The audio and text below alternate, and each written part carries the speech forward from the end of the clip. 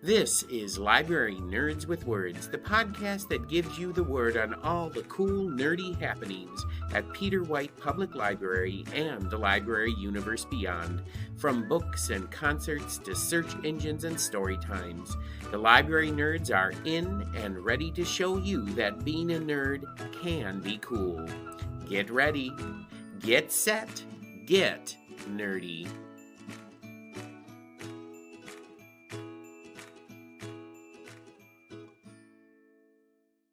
Welcome back for Season 5 of Library Nerds with Words, the podcast where you get the word on all the cool things happening at Peter White Public Library and the library universe beyond from the people who know it best, Library Nerds. I'm Marty Achatz, the Adult Programming Coordinator for Peter White Public Library. And joining me today to kick off this new year of podcasting is Amanda Pierce, Teen Services Coordinator for Peter White, and half of that popular movie nerd duo, Amanda and Ben. Welcome back to the podcast, Amanda. Thanks for having me, Marty. You know, you are the first guest of Season 5, Amanda, and that means that you receive all of the swag that goes along with being on the podcast, including a box set of the 50th anniversary edition of the movie It's a Wonderful Life, and the DVD of the Christmas movie A Hollywood Christmas, autographed by all of its stars. Not only that, but you also get to partake in the Library Nerds with Words official chocolate bowl filled with all kinds of sweet treats. She already was diving into it. But before we kick off Season 5 with some talk of writing and prom dresses, Amanda, we have to play another round of Word on the Board, Nerd. And you know how this goes. I'm going to ask you 3 Library Nerd questions about yourself, and you have to answer them for the listeners. So, Amanda, are you ready to play Word on the Nerd? So, Amanda, this is going to be a little game of Would You Rather. I'm going to ask you 3 Would You Rather questions, and you have to truthfully answer them for the listeners. And all of today's questions have something to do with writing and fashion in some way. And Amanda has not seen any of these questions. So this is like totally cold. So here we go. So Amanda, here's your first question. Would you rather attend a wedding wearing a dress designed for Miss Piggy for the Muppets show? Or would you rather attend a wedding escorted by Pepe the Shrimp from the Muppet Show? I give you the easy one first. I love Pepe. Pepe and Rizzo. It's your Muppet spirit animal. So Pepe it is. You're not going to go with a Miss Piggy gown? I'm not froofy like that. All right, here we go. As you know, the questions might get a little harder from here on out. So here is your second question. I got to set this up a little bit. You are in the Hunger Games. Oh, God. And the only way to escape being killed is by performing a task. Would you rather have to write a sonnet to save your life? Or would you rather have to write a 25-page research paper with annotated bibliography about the greatness of the film Field of Dreams? I don't know how to write a sonnet. I didn't do poetry. Give me the 25 research. You're going to do the 25-page research. I have my history major. 25 pages is nothing. And it's Field of Dreams. The greatness of Field of Dreams. Annotated. I could do that one. I could do a research and paper. Everybody, these are all callbacks to things that have happened in the past. So. I mean, is sonnet the... I don't know. It's 14 lines long. It's very short. It's iambic pentameter, an ABBA, and then CC. Yeah. Nope. No, you're doing a 25-page research paper would be easier on my brain. See, I would take a sonnet and a heartbeat on that one. All right. Well, here is your last question. And I don't know, this one might be easy for you too. Would you rather have a writing class taught by John Green, author of The Fault in Our Stars, or would you rather have a writing class taught by humorist David Sedaris, author of Happy Go Lucky and Holidays on Ice? Which one would you prefer? Could we just split that? No, you have to pick one or the other.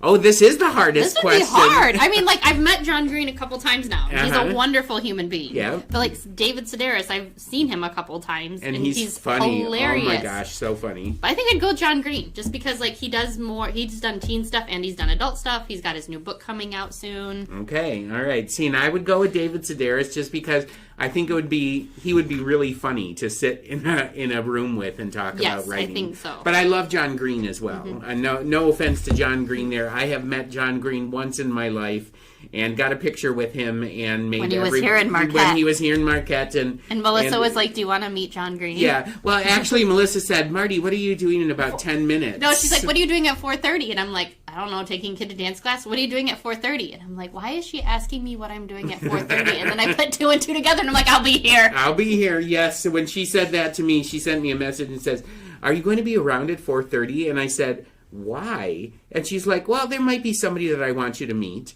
And I was like, I'll be there. So yes, we Amanda and I both fangirled over John Green. So all right, well there you go. Those were really easier for you, except for the John Green. Well, and David Sedaris. That's So we have come to the end of this literary fashionista edition of Word on the Nerd. This time with Amanda Pierce, Teen Services Coordinator here at Peter White Public Library. So now we get to find out what is on your mind today, Amanda. So let's get right on with it. No swapping for another topic. Yes, those are 2 terrible, terrible clues, in case you have not figured it out already. So it is time for Amanda to share the word. Amanda, what is on your mind today? We got lots of stuff going on in the teen. Yes, we do. We do. We've got so all of our regular programming's back. We have Game On. We have Untitled Teens. Dungeons and Dragons. Teens Cook. This month for Teens Cook, it's completely full. I have a wait list of like 6 kids. Wow. We're making stir fry, a tofu stir fry. Oh, see, now that I'd be all over that. I'm super pumped. It'll be really good, and it's fun watching these kids. Like we did the cookie class in December, and like watching 16 kids make cookies, and I made the pizzelles with them. Yeah. Because that way there was an adult with every station. And I was using my mom fingers and just pulling them right off, and the kids were just looking at me like, isn't that hot? And I'm like, sure, it's hot. It's hot, yeah. But then, yes, they made pizzelles. They made a flourless peanut butter cookie. Sugar cookies, and then we made a lemon ricotta one. Ooh, that sounds really good. It was really good. And that one was a gluten-free one because we had some gluten-free kids in the class. And so yeah, we cater. We make sure all allergies are covered. And then we have we're starting up Right On, which you're helping me with that one. Right. We have 3 kids signed up so far. Woo! 3 kids. And for those of you that are listening that might have seen, we did have to change the date a little bit because my schedule went a little wonky there, so we are not starting next week, the 13th. It was going to be the 14th. Yeah, January 14th. So now we're not starting up to the 27th. Which is a Monday. Yep, so and Monday, instead of 3:30, it's now starting at 4 o'clock. Right. So it's Mondays starting January 27th, running through March 3rd. Right. 4 to 5:30 p.m. And every week Marty will have a different local author, work with the kids, talk about different types of poetry, and different kinds of writing. And we have really beautiful journals that every participant that's going to be coming gets a free journal. And these are really good journals because I'm kind of a journal snob. So I used some money last year and bought some really good Moleskine journals for people. And this year, we're going to be focusing on writing memoir essays, memoir poems, things about your past, people that have influenced you. So that's going to be sort of the focus of what Right On is going to be. And it was so much fun last year. We had great kids. Yeah, we had 6 kids that came every week. And they were so talented. I mean, they did wrote a great job. Great stuff. So hopefully we're just going to continue to build this. And of course, this is all funded through the generosity of the family of Helen Haskell Ramin, who really was a huge supporter of young people and their writing and artistic talent. So I have to thank the family of Helen Haskell Ramin. So that's one of them. Everything in January, and then in February, all of our regular programming plus the prom dress swap. Prom dress swap. So that's what my next thing. Yeah, that's going to be huge. This is our fourth one, I think. Wow. Yeah, I think it's the fourth one. I was here for the inception. I remember, well, yes. So it started before COVID, and like I drove over because Dickinson County does this, and they always do theirs the first weekend of March. Okay. And so I always do it a couple weeks before theirs. So if kids don't find something there, I tell them to go to Dickinson County's library. They do a great job too. And so I remember March 2020. For some odd reason, I think Madison didn't go to school that day. She didn't have school, I think, and so. I'm like, we're just going to go over there. And I remember getting the news that my niece was born from my best friend. We were driving over. She's like, I had the baby 3 weeks early. And I was so happy we got over there. And we're like, this is how we sort everything. This is how we do it. This is da-da-da. And I'm like, okay, we can do this. And I'm like, all right, let's plan this for next year. And then COVID hit, yeah. So, it was all planned. It was in the works. So we did 22, 23, 24. So this is 25. Yep, this is the fourth one. And so, yeah, I've got it. I used to do it by size, but now I do it by color. And oddly, that worked really well last year. Like all the big poofy ones are on the wall. Amanda's got this whole system now for everything. And then the high school environmental club is helping out this year. Oh, nice. So, and it's not just for Marquette kids; it's for anybody in the area. So, Gwyn, Nagani, Ishpeming. Well, anybody basically. If you want to come from Dickinson and look at it, we have a great selection, and then. We store them here and bust them out the next year. Right.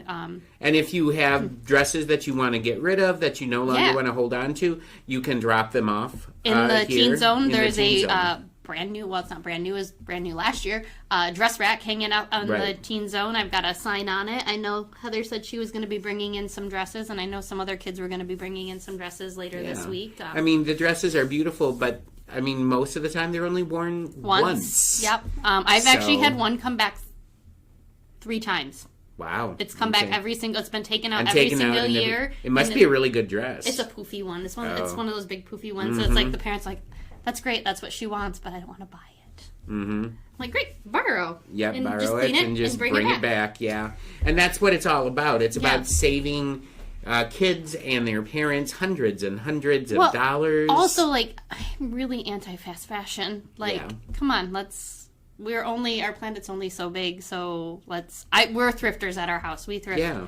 Once a week we go to the thrift stores and go look around. You never know what you're going to find. And it is ridiculous when you think about how much people spend on those dresses. I know. And then they're only worn once, and then they're thrown in a box or hung up in a closet. I mean, I still have my junior and senior prom dress. Wow. Why? You're not thinking of getting rid of them? I can see Izzy. Oh, so you're holding on for your girls. One of my dresses went out the very first year I brought it in. Okay. And it came back, and the girls, she sent me a picture in it, and then I sent her a picture of me and my best friend in it. And we had similar dresses that year. Okay. And so I'm like, 20 years earlier, I wore this to one of my dances, and that was the style that was in that year. Well, see, that's what it is. I mean, even if you've got dresses from the 80s and 90s. Some of those kids, they found a couple, and they took them apart and rebuilt them. Yeah. I mean, it's pretty amazing, and again, it's better for the planet. It's better for people's pocketbooks. Yep. It's better. I know my niece came up from downstate last year, and she missed it. And I'm like, "Well, what are you looking for?" And she's like, "I don't know." And so I pulled a couple options for her to try on when she came up here, and she took one back down with her. There you go. Because my mom's like, "I don't want to spend a ton of money on her." I'm like, "I don't blame you, Mom. They're expensive." And she didn't even know if she wanted to go to her prom last year, and then she decided. A month think beforehand. About that. I mean, usually, what are prom dresses usually go for?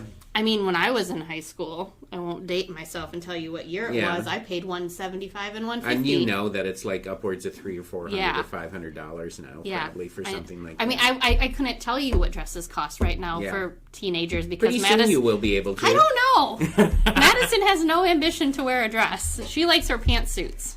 Well, why can't you go to a prom in a pantsuit? Oh no, every formal event that the kid goes to, weddings and everything. That's fine, but like those are cheaper than dresses. Yeah, that's true. And I could see Izzy really wanting something really pretty and princessy. If you haven't caught the difference, I have a tomboy and I have a girly girl. Yeah. Except my tomboy now likes Lululemon and Nikes. That's a little expensive. That's a little expensive. Yep. I texted. I can't remember who I was texting it over Christmas break. She got a gift card to Lululemon, and I texted somebody. I'm like, nothing says bougie like standing in the return line at Lululemon at Christmas to buy a pair of clearance pants. Oh my gosh, yeah. So I mean, it's fine. Madison has her tastes, but they're still expensive tastes. But again, thrifting is wonderful for those types of things. And absolutely. And this is a really wonderful opportunity. And let's just put this out there for right on. There is no cost to that whatsoever. Nope. The only thing that there's ever a cost for in the teen zone are the dances. Right. And so the prom dress swap, there's no tickets or anything. You just show up. And that will be Saturday, February 22nd. Right. And there's changing rooms that girls can try stuff on. I use the kitchen, I use the closet, and then I have, we set up a barrier on stage, and then they'll go down to the first floor restrooms, and it's really fun. Yeah. And like I said, it's all about saving money, but also reusing, revitalizing, and you can come and pick up a dress, wear it once, get it clean, bring it back and donate it. It doesn't even have to go back in your closet. Nope. So we will use it, as Amanda said. We've had some dresses that go out and come back. Yes, and I love it. I really do. Yeah. We also have in February, Jody Trost is visiting the teen zone for needle felting. Needle felting. It's for untitled teens, so it's going to be February 12th from 3 to 6. And do people have to register? Nope, we're just going to do drop-in because we're going to do, and it's just for teens. I am going to hold it just for teens. We're going to make little hearts. Okay. And little string of hearts.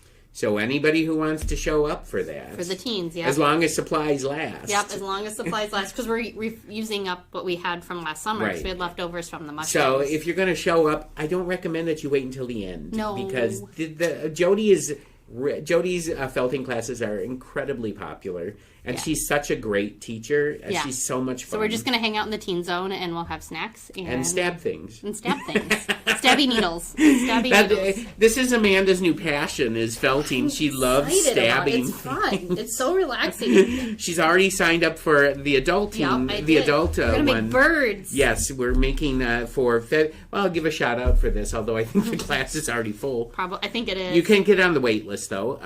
But Jody did increase the size of the class to 15 participants. If she can handle 15 teens in the summer, she can handle 15 adults. So so all of the the felt magic ones are going to be going to be for 15. But I believe the last time I checked, there was 14 spots that were taken, one left, and my guess is that 15 spot is already gone. Yeah. So well, what just else? keep your eye out. We had to get the poetry contest going too. Yes, we're going to be doing that as well for the Great Lakes Poetry Festival. We've got a teen poetry contest we'll be doing, and then of course we have the NEA Big Read that's coming up in March, and then it's huge. The last big program I have is the Spring Fling. Right. And then of course we kick off into summer. We get a month off. Series. We get a month off in May. We take the month and just. I think Amanda and I are going to both breathe heavily, and I was going to say something else, doing something, some other activity heavily, but we're not going to do that because this is a library podcast. No. And there's another podcast I do where that is a part of it, but not this one. Because I think it was kind of across the board that May is May and August have become our down months because of hardcore programming. Right, trying to just, and mostly May is a transition month anyway. Yeah. And I actually take January and schedule very lightly in January and before we kick off really the big stuff in February. So, lots of great stuff coming up. I'm already booking musical acts for the Concert on the Steps series. Yeah, I've committed the co-op to doing two cooking classes this summer already, and we've looked at, I think Jody's going to come back for summer again, hopefully, and henna was a blast last year, so we got lots of great stuff in the works, but keep in mind, Right On, which is going to be starting January 27th. Yep, 27th. That is the first night and the first day, and it goes for 6 weeks. We've got the prom dress swap in February. We've got the NEA Big Read coming up in March, and that's pretty much all of March. There's going to be all kinds of programs for that. And then we have the Great Lakes Poetry Festival and poetry events in April. So, and then Amanda and I just take a big deep breath. I mean, I'm taking a week in May. Wow, nice. I think I need it. So, lots of great stuff coming up. So that's the word from Amanda Pierce, Peter White Library's Peter White Public Library's Teen Service Coordinator, on all kinds of programs coming up, including the Teen Right On program and the annual prom dress swap happening right here at PWPL. But before I let you leave the Nerd Penthouse, I need to find out what you have been reading recently. I saw you reading yesterday. I had 2 books within the past 3 days. All right, I'm very proud of myself. So, Amanda, you have to share the title of a book that you think listeners should run to the library and pick up off the shelf. Can I give the last 2 I read? Oh, you can do whatever you want. You know me; I'm very easygoing about this. So, so I'm part of the Great Lakes Great Books Committee, and so like we read books throughout the year, and then we'll sit down. I think here in a couple weeks, and we'll pick the top 8 from each category. So I was reading Rune Road by Lamar Giles. Rune Road, Yep. Is it Riuin? Yep. Mm-hmm. Okay. Yep, and Road. And who is it by? Lamar Giles. Okay. It's a horror book. Okay. But it's not the typical horror book with a girl protagonist. The main character is a senior African American male who plays football. Wow. Yep. Okay. And he goes to this. His dad is sick, and they live like in the projects. I can't remember what they call it. But they basically live in a rundown part of town, and you hear about this guy Skinner who owns all the block, and no one likes him. And then he's going to this upside prep school, and everybody's afraid of him because he has to take like a half-hour bus ride. And he has this incident that happens on the bus, and so he gets off and freaks out, and he runs into a pawn shop, and he buys. The pawn shop owner's like, you can't be in here, you have to buy something. Well, he found like he thought it was a fake Super Bowl ring for $5. But he made a wish walking out of the store. He wishes people wasn't afraid of him. And everything goes wrong. Okay. And it was really like, I was sitting in my car driving to pick up the book drops yesterday on Wednesday morning. And I'm screaming at the book. I'm like, don't do it, don't do it, don't do it. Because like the ending, like the last like 5 chapters was just so stressful. And it was just really well written. Not what I expected from a horror. Like, I did not expect it from this at all. It was, 10 out of 10 recommend this one. Okay. But again, you don't see very many African male protagonists as a lead in a book. And it's Rune Road by Lamar Giles? Giles, yep. Okay. And then the other one I read yesterday was Afterlife by Gayle Forman. Wow, you finished that up already? It was tiny, Marty. Okay, by Gayle Forman. Yes. And that one is about a girl named Amber. And she's riding her bike home. She comes home, and her mom is freaking out, and she doesn't recognize the person driving the car because she's been dead for 7 years. So she just shows up 7 years later, and it's she's a ghost. I won't give away what she is, but I've been trying to get this out of Amanda. I won't give away the ending. But like there's so she'll it tell goes me after back, we're done. I'll tell Marty after. But it goes back and forth between all the different characters and how they like you get like a couple chapters on how her parents met. And then you'll get like a teacher's perspective, and then you'll get the boyfriend's perspective and a friend's perspective, and then you get the sister's perspective. And the way she wrote it, it was just really well written, and you wanted to know how it was going to end. So, no, It was really good. It was about family and just how miracles happen. Yeah, I came down to talk to Amanda yesterday, and she was sitting there just reading it. Well, it was a new one, and I was just like, because I just got a bunch of new books in the Teen Zone, and they just went out today, so I'll be posting a picture on the socials of what went out. Okay. But yeah, that was really cute, and I actually read my first manga yesterday.